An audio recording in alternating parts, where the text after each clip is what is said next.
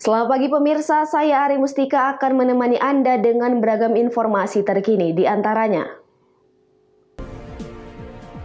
TNI Lanal Tanjung Balai Asahan gagalkan pengiriman pekerja migran ilegal menuju Malaysia. Cuaca buruk, aktivitas nelayan di Pulau Nias terhenti. Petugas lapas kelas 2A Pematang Siantar razia kamar warga binaan. Selain cuplikan berita tadi, kami juga akan menghadirkan beragam informasi lainnya. Pemirsa, kita jelang sumut hari ini pagi selengkapnya.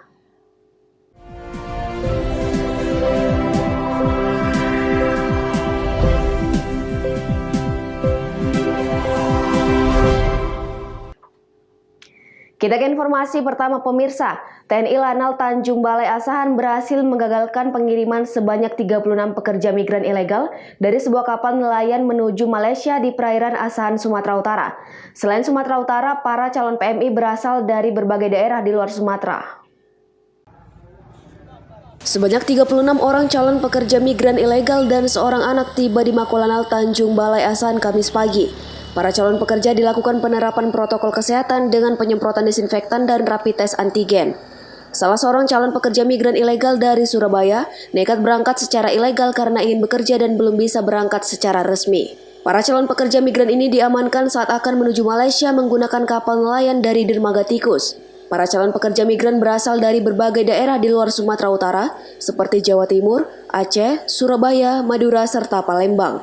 Ini rencananya mau berangkat, jumlahnya ada 37, 24 laki-laki, 12 perempuan, dan 1 orang balita. Mereka datang dari macam-macam, dari Ngawi, dari Lombok, dari Madura, ataupun daerah setempat. Mereka ini diamankan di mana, Pak? Kejadian tadi ada di Sungai Asahan, pas dekat pos kami, sehingga mudah deteksi. Pak, asal Bapak dari mana nih, Pak? Surabaya. Surabaya. Kenapa berangkat ke Malaysia, Pak? Dengan jalur ilegal nih, Pak? Sebab imigrasi belum buka. Yang keduanya kepingin lihat anak. Biaya sendiri berapaan, Pak? Biaya sendiri kalau ikut tekong 4 juta. Kalau ongkos dari Surabaya 2 juta. Atas pelanggaran tersebut, pihak imigrasi Tanjung Balai akan mendata para calon pekerja migran dan akan dikenakan sanksi administratif seperti penundaan penerbitan paspor untuk seluruh Indonesia. Begitu dilakukan penerahan ke kantor imigrasi kelas 2 TPI Tanjung Balai Asahan, maka kita lakukan pemeriksaan, kemudian kita lakukan pendataan, dan kemudian segera kita ambil sidik jari, foto, dan dikirimkan ke Subdirektorat Pengawasan dan Penindakan untuk dilakukan penundaan paspor. Dan penundaan paspor tersebut seperti juga tadi saya sampaikan, tidak hanya dia ditunda di Tanjung Balai Asahan ataupun di Medan, penundaan tersebut dilakukan atau berlaku untuk seluruh wilayah Indonesia. Seorang tekong kapal turut diamankan petugas dan akan dilakukan penyelidikan lebih lanjut. Sebelum pulang ke daerah asalnya, para calon pekerja migran ilegal diserahkan ke kantor imigrasi Tanjung Balai. Wanda Pratama melaporkan untuk Everina TV. Pemirsa, beralasan sakit hati ketika dilempar puntung rokok, seorang kernet angkutan umum tega menghabisi nyawa rekannya yang bertindak sebagai supir. Usai dibunuh, jasad korban selanjutnya dibuang ke pinggir parit. Berdalih kesal dan sakit hati ketika harga dirinya direndahkan, seorang kernet nekat membunuh rekannya yang merupakan supir angkutan umum. Aksi pembunuhan itu terjadi di dalam mobil angkutan umum milik korban. Untuk menutupi perbuatannya, pelaku membuang jasad korban ke pinggir parit di Jalan Pembangunan, Kabupaten Deli Serdang, Sumatera Utara. Berdasarkan hasil penyelidikan polisi, sebelum terjadi pembunuhan, pelaku dan korban sempat terlibat adu mulut. Perdebatan keduanya terjadi lantaran korban protes setelah mobil angkutan miliknya rusak setelah dikemudikan pelaku. Rasa kesal korban selanjutnya dilampiaskan dengan melemparkan puntung rokok ke badan pelaku. hingga pelaku kalap dan mengambil batu dan dihantam ke bagian kepala korban. Atas insiden tersebut, korban mengalami luka berat di bagian kepala dan wajah. Usai memastikan korban tewas, pelaku melancarkan aksinya dengan mencari kawasan sepi penduduk dan langsung membuang jasad korban. Harta benda milik korban termasuk mobil angkutan umum turut dijara pelaku. Setelah dilakukan pengusutan oleh petugas, pelaku diketahui menjual mesin mobil angkutan umum milik korban ke gudang penampung barang bekas. Uang hasil penjualan mesin digunakan pelaku untuk melarikan diri. 6 jam setelah menerima laporan polisi, petugas Polsek Mercu Setuan berhasil meringkus pelaku yang diketahui berinisial J di kawasan Medan Barat, Sumatera Utara, Senin sore kemarin. Karena mencoba kabur saat akan ditangkap petugas, langsung menembak kaki pelaku. Kenapa dibunuh? Cekcok kami di dalam angkot. Cekcok apa itu penyebabnya? Akibat kerusakan motor. Terus? Nah itu ada nggak mau dilempar pakai pelok ke aku. Nah, Terus? baru kami bantam dalam. Terus kau bunuh? Ya, Pakai apa bunuhnya? batu. Kapoltabes Medan Kombes Pol Riko Sunarko mengungkapkan pelaku ditangkap dalam tempo 6 jam usai kejadian. Kemudian dari keterangan awal tersangka yang bersangkutan membunuh daripada supir tersebut atau supirnya karena merasa jengkel atau marah, sering dimarahin oleh supirnya. Kemudian merasa dendam pada saat angkot bocor ban, kemudian korban pergi untuk mengantarkan barang kemudian pada saat kembali, kemudian korban sedang melepas ban, kemudian tersangka memukul korban di kepala bagian belakang. Dari tangan pelaku, petugas menyita barang bukti mobil dan handphone milik korban. Wahyu Pratama melaporkan untuk Evarina TV. Sementara itu pemirsa, kejuaraan daerah tinju amatir junior youth 2021 resmi digelar di Kota Pematang Siantar. Laga bergengsi ini dibuka secara resmi pada Rabu 7 April kemarin dan berlangsung hingga 10 April 2021. Kota Pematang Siantar terpilih untuk menjadi tuan rumah penyelenggara kejuaraan tinju amatir junior yang dimulai pada 7 hingga 10 April 2021. Kejuaraan tinju diikuti ratusan atlet yang berasal dari 19 daerah di Provinsi Sumatera Utara. Hasil dari pertandingan tinju amatir nantinya akan menjadi perwakilan atlet tinju untuk Provinsi Sumatera Utara untuk selanjutnya mengikuti kejuaraan nasional dan Popnas 2021. Tidak hanya itu, Kejurda juga memperebutkan piala dan Pomdam 1 Bukit Barisan. Pelaksanaan kejuaraan tinju diselenggarakan di Sasana Pertina Jalan Kartini Bawah, Kecamatan Siantar Barat, Kota Pematang Siantar, Sumatera Utara. Dalam mekanisme kegiatan, para peserta dan tim yang hadir wajib membawa surat hasil pemeriksaan swab antigen COVID-19 serta mengikuti protokol kesehatan dengan memakai masker dan cek suhu tubuh. Event ini diharapkan mampu menjaring atlet tinju amatir khususnya remaja untuk menjadi perwakilan Provinsi Sumatera Utara dalam mengikuti kejuaraan nasional tinju junior pada bulan Juni mendatang. Kemudian melanjutkan sebagai perwakilan untuk kejuaraan Pekan Olahraga Pelajar Nasional yang akan dilaksanakan di Bangka Belitung pada Agustus 2021 mendatang. Kegiatan Kejurda kita ini adalah awal dari kebangkitan kita Pertina Pematang Siantar. Saya mohon dukungan dari semua stakeholder, baik wali kota maupun dari masyarakat, agama dan terutama insan pers yang harus sama-sama kita bisa membina agar Pertina Pematang Siantar menghasilkan atlet nasional. Harapan saya sebagai ketua Pertina agar muncul atlet-atlet yang handal yang bisa juara nasional dan bisa juara sampai menuju kursi yang itu. Harapan saya sebagai putra daerah Pematang Siantar akan menghasilkan atlet yang berpotensi dan bisa juara nasional dan SEA. Ketua Pertina Sumatera Utara Mayor CPM Binson Simbolon turut mengapresiasi pelaksanaan kejuaraan daerah tinju yang berlangsung di Kota Pematang Siantar. Diharapkan seluruh atlet yang berlaga tetap menjunjung tinggi sportivitas. Binson juga menyambut baik partisipasi para peserta kejurda yang datang dari berbagai daerah di Provinsi Sumatera Utara. Ini sudah setara dengan kegiatan nasional. Yang kedua, panitia dalam waktu singkat bisa mempersiapkan event sebesar ini dengan baik, dan harapan kita nanti setelah kegiatan ini ada Kejurnas di dalam Tuban tanggal 19 Juni. Kiranya atlet yang berprestasi di sini akan dibawa bertanding di sana. Ada Popnas Agustus di Bangka Belitung, dan ada juga nanti kejuaraan Kejurnas elit di Yogyakarta. Dimulai dari Siantar dan akan berhasil di seluruh Indonesia. Itu bisa kami sampaikan. Terima kasih. Binson Simbolon menekankan olahraga tinju pada laga kejurda diharapkan mampu menjadi motivasi yang baik dan menggairahkan semangat olahraga serta mencetak atlet tinju remaja. Pentanius Sembiring melaporkan untuk Evarina TV. Sumut hari ini masih akan kembali sesaat lagi, tetaplah bersama kami.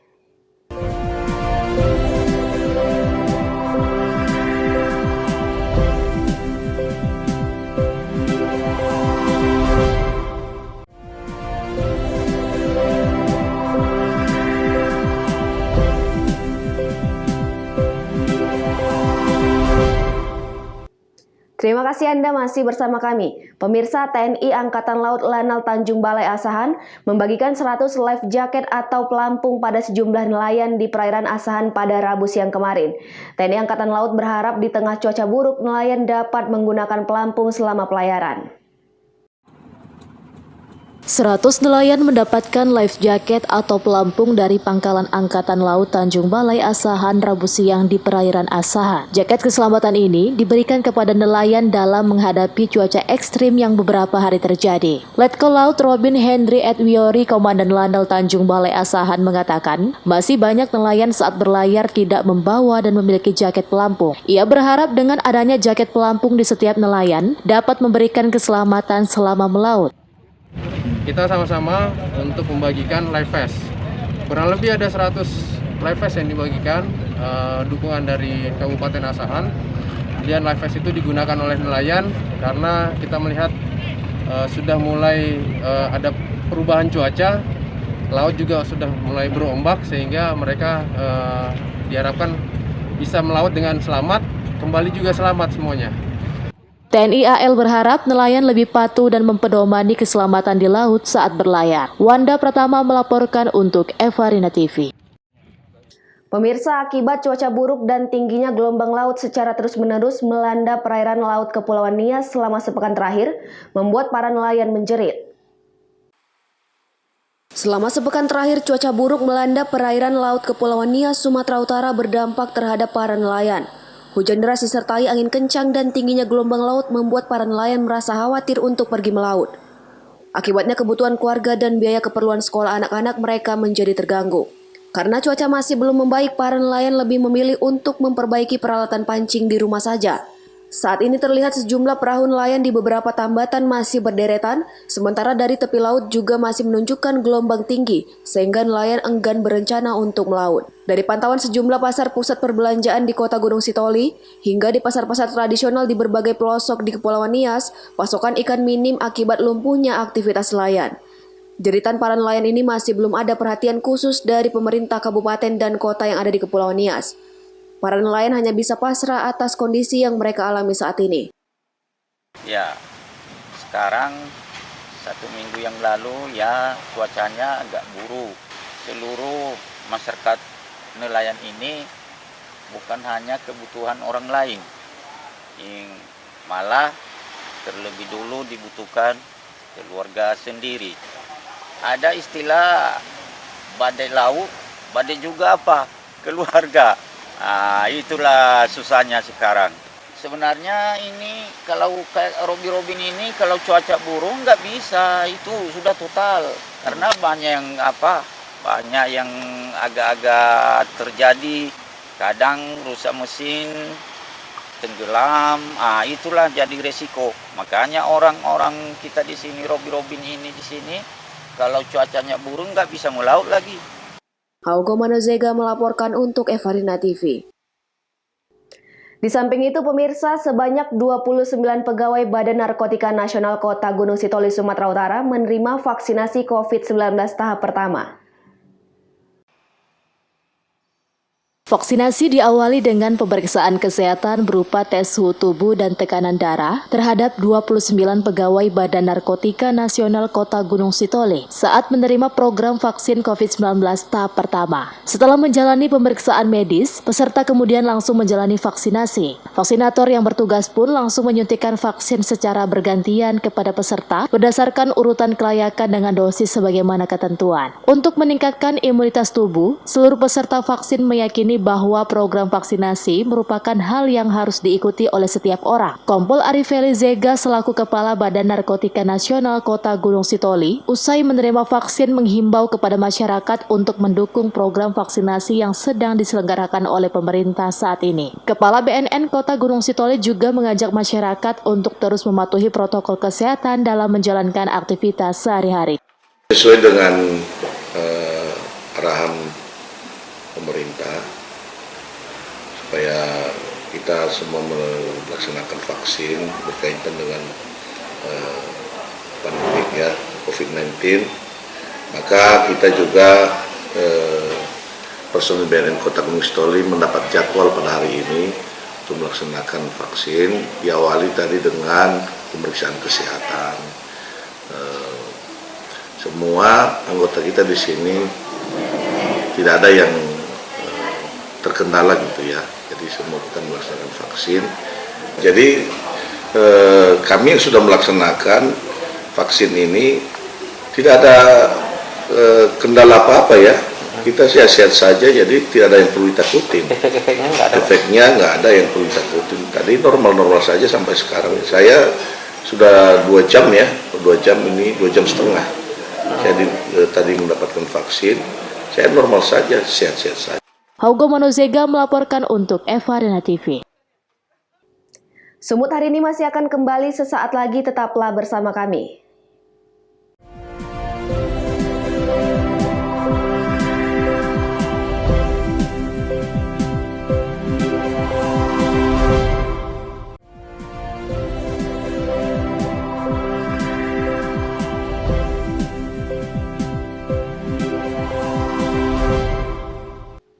Terima kasih Anda masih bersama kami. Pemirsa, petugas gabungan mendadak melakukan razia penghuni lapas kelas 2A Pematang Siantar, Sumatera Utara. Sejumlah benda terlarang seperti senjata tajam, telepon seluler, dan barang lainnya ditemukan dan langsung dimusnahkan petugas.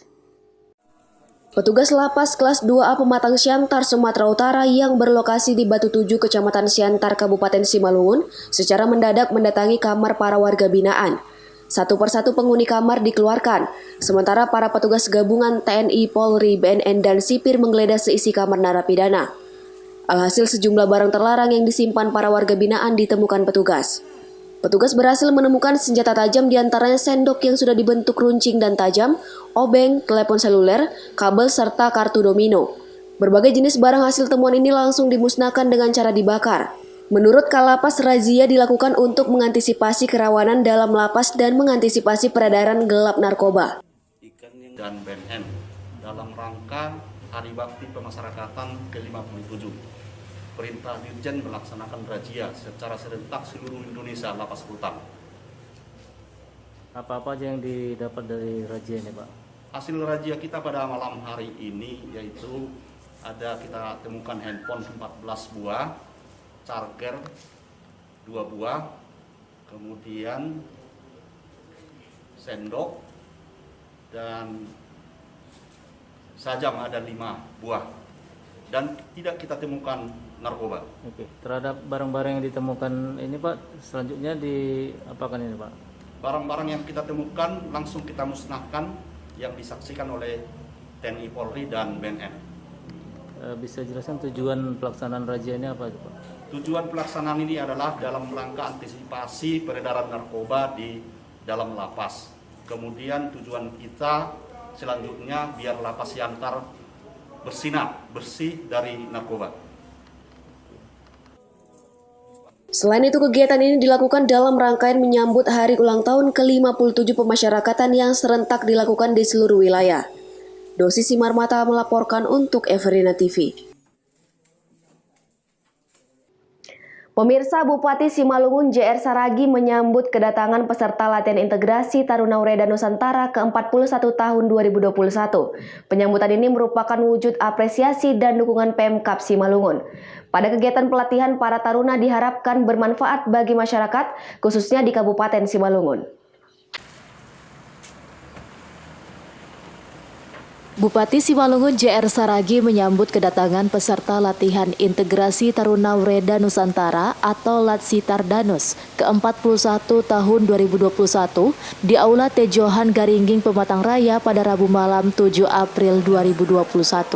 Penyambutan ini merupakan wujud apresiasi dan dukungan pemerintah Kabupaten Simalungun. Pada kegiatan pelatihan nanti, para taruna diharapkan bermanfaat bagi masyarakat khususnya di Kabupaten Simalungun. Hadir dalam acara penyambutan tersebut dan Rem 022 Pantai Timur Kolonel Infanteri Asep Nugraha dan Dim 0207 Simalungun Letkol Infanteri Roli Souhoka, Kapolres Simalungun AKBP Agus Waluyo, Kapolres Siantar AKBP Boy Sultan Binanga Siregar, dan beberapa kepala OPD di jajaran pemerintah Kabupaten Simalungun. Bupati Simalungun JR Saragi mengatakan bahwa dengan situasi saat ini, Pemkab Simalungun merasa bersyukur bisa menerima kedatangan Latsitar dan Nusantara. Melalui kegiatan ini, nantinya akan memberi tambahan pengalaman dan pengetahuan bagi para taruna tentang kehidupan kemasyarakatan dan tentang berbagai kearifan lokal maupun budaya yang ada di Kabupaten Simalungun. JR Saragi juga mengharapkan para taruna-taruni dapat berinteraksi dengan baik. Artinya kehadiran para taruna-taruni bisa menjadi motivasi bagi masyarakat.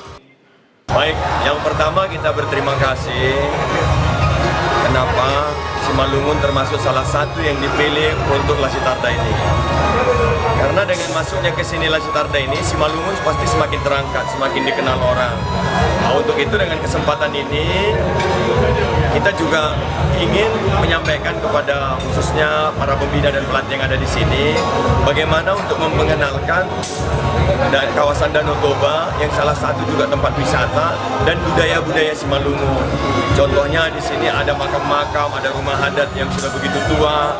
Ini akan kita promosikan dan bagaimana juga membuat ikatan emosional para seluruh taruna dan taruni ini bisa mengenang dan selalu mendoakan Kabupaten Simalungun ini supaya dimanapun mereka kelak ditempatkan, mereka tetap cinta dengan Kabupaten Simalungun ini.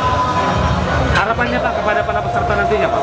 Harapan saya mereka selama di sini terutama pasti memberikan dampak ekonomi kepada masyarakat, perputaran uang pasti, karena mereka pasti akan jajan dan masyarakat juga feedbacknya. Harapan kami dari Kabupaten Simalungun ini bisa semakin banyak nanti masuk baik akpol, baik juga taruna angkatan darat.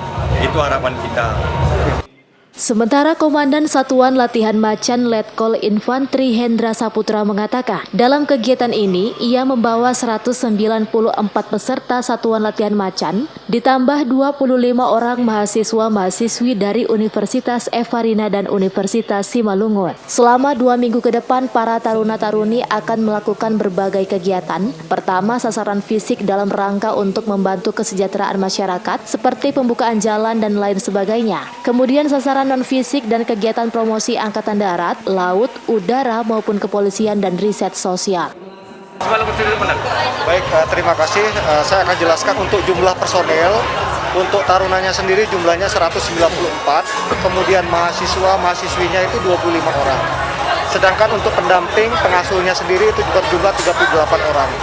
Jadi total kita semuanya lebih kurang sekitar 260 orang.